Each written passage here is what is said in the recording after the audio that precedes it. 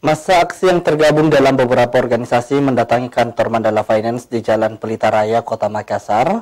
Hal ini menjadi buntut adanya kader Himpunan Mahasiswa Islam HMI Cabang Gua Raya yang mengalami pemukulan oleh karyawan Mandala Finance.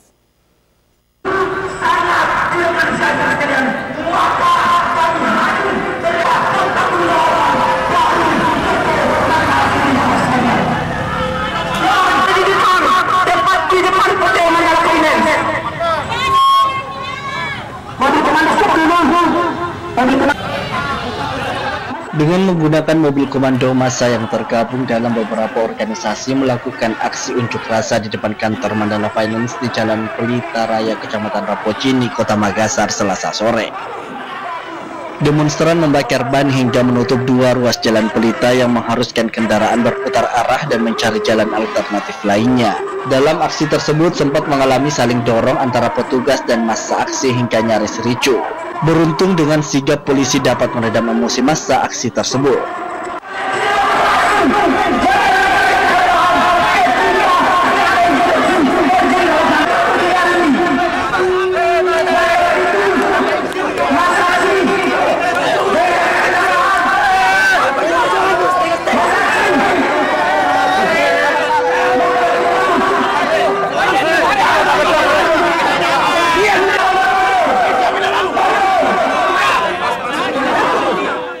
Diketahui para demonstran mendatangi kantor Mandala Finance imbas dari pemukulan yang dilakukan karyawan Mandala Finance terhadap kader Himpunan Mahasiswa Islam atau HMI Cabang Gua Raya beberapa waktu lalu.